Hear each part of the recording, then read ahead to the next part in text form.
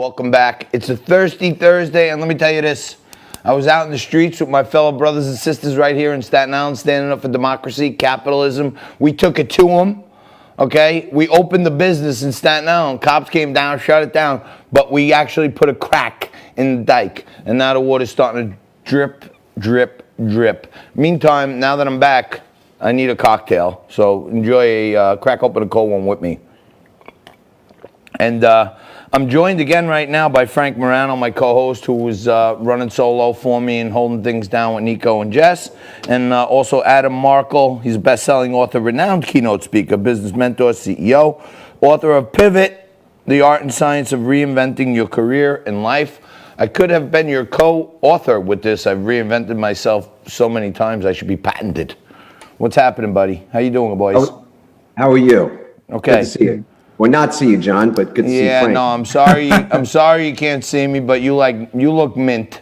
I like you got the book in the back. That's one of the best set. I've been seeing some really shabby home studios, and that's one of the best ones I've seen. You look phenomenal over there, by the way. The best compliment I get is they think it's a green screen. I'm like, hey, no, this is the real thing over here. What are you getting? Yeah, the real thing. So, Adam, listen.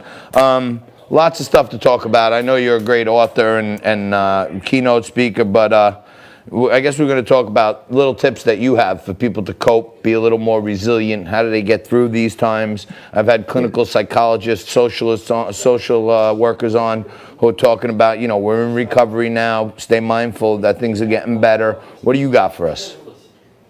Well, I'll tell you this. I think people need to keep their heads cool. People have to stay calm. I could use a couple other words. I don't know if that's permitted on this show or not, but no, this is a PG. This is a PG. Yeah, good. All right. So you got to keep it together. That's the first thing. Is if you're coming from a place of fear, if you're all wound up in thinking about what the worst thing that can happen is, you're going to miss the opportunities in the moment. That's first and foremost. And secondly, you're going to be miserable in the process. So I was a lawyer for 18 years. Like you said, we both reinvented our careers and our other aspects of our lives, probably on a serial basis. I'm a serial pivoter. So to me, that means I'm always looking for opportunities. And there's always an opportunity to make a change, even if it's a small change that can create some better result long term. When we're in times like this, prolific change, pandemic change even, I think people they go back to instincts that have been with us since prehistoric times, and that is to get sort of defensive, to lock things down, to hoard even. I mean, I'm 55 years old. I never remember once in my entire life that I had to worry about, or my family would worry about finding toilet paper. I mean, it's a mindset that drives people to hoard or drives people to move into that sort of defensive mode where they can't play the game. Now, you can't play any game. You can't play football, basketball, any sport. You cannot play exclusively on defense. And that's, I guess, maybe a warning to me that times right now are both difficult for people who are in that place of scarcity and fear. And they're also some of the best times for others who are looking for opportunities and are ready to seize those things. Yeah, I'm a grape nuts guy myself when it comes to cereal. But as a cereal pivoter, Adam, let me ask you, in your experience,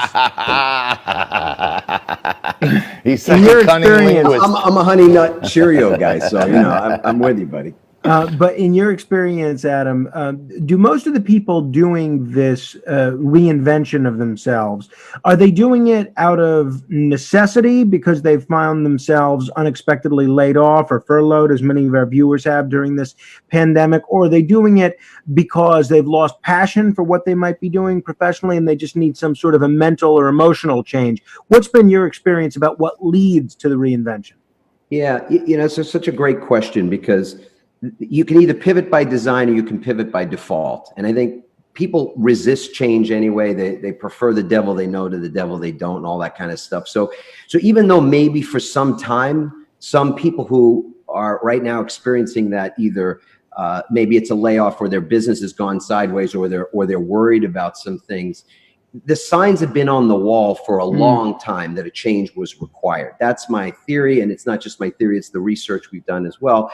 And so right now, this is just a catalyst for making change. And often when we don't take sort of the bull by the horns ourselves to change things, the universe or whatever you want to call it, the market will force us to change. And I think that's what's happening right now. People are being forced to look in the mirror, to take stock in where they are, to make certain changes. And I think that's a great thing, because it'll get us to the place that we need to be. Everybody. So obviously, we want people to check out the book. Pivot is the book, and Adam Markel is its author. It's available online or wherever you get your books.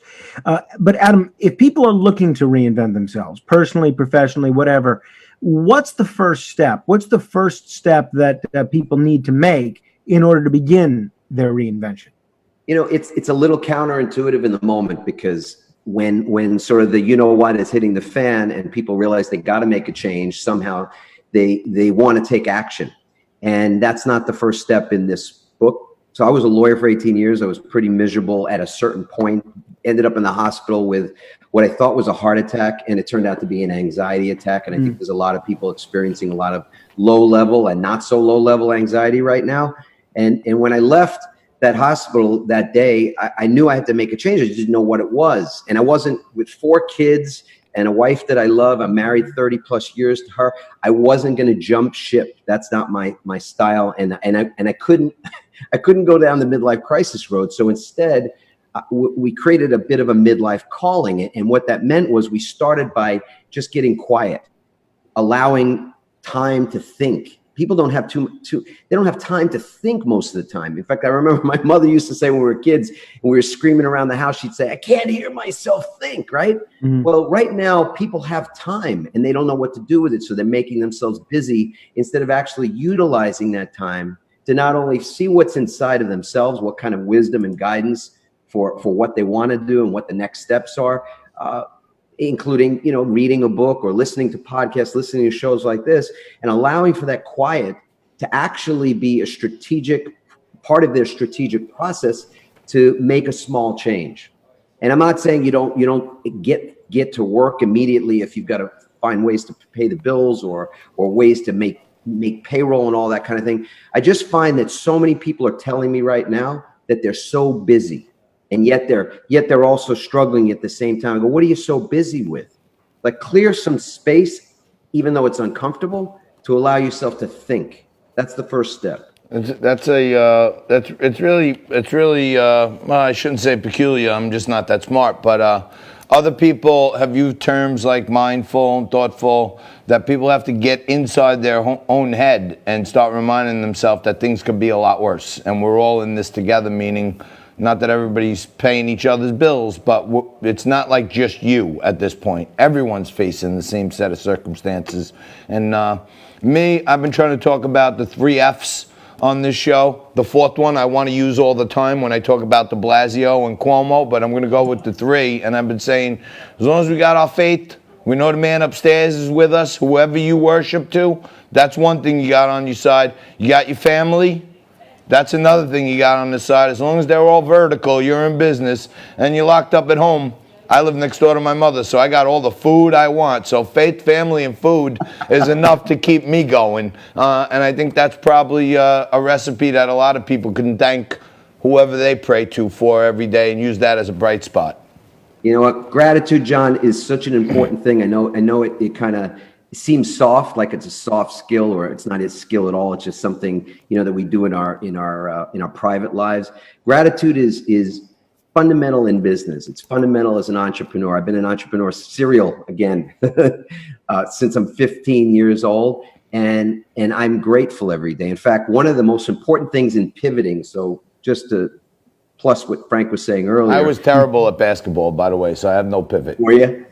I was, at 5'9.5", I wasn't great at basketball. But I like to rebound, and I could throw an elbow here and there. We got 30 seconds, so let's get into the So basketball real career quick, later. the most important thing in pivoting is to create resilience, and gratitude practice is the best way to do that. So you wake up every day. This is my morning ritual. Everybody needs a morning ritual. Wake up, put your feet on the floor, feel gratitude, and like my TED Talk said, these 4 simple words: I love my life. I already know you and Frank love your lives because you're doing something that you're passionate about. So everybody's got to develop their own resilience, and I think the first way to do it is what we're doing right now. Thank you, Adam. Hey, man, you're the bomb. I really appreciate those words, and people need to keep hearing it right now. I'm with you. You know, if there's a whole load of black and there's a couple of slivers of light, focus all your energy into the light, and the light will get bigger. You focus on the black gets bigger, and then you're by yourself in the dark. Adam Merkel, thank you very much. We'll take a quick break right now, and we are going to come back and wrap up this Thirsty Thursday edition of Liquid Lunch on Biz TV right after this.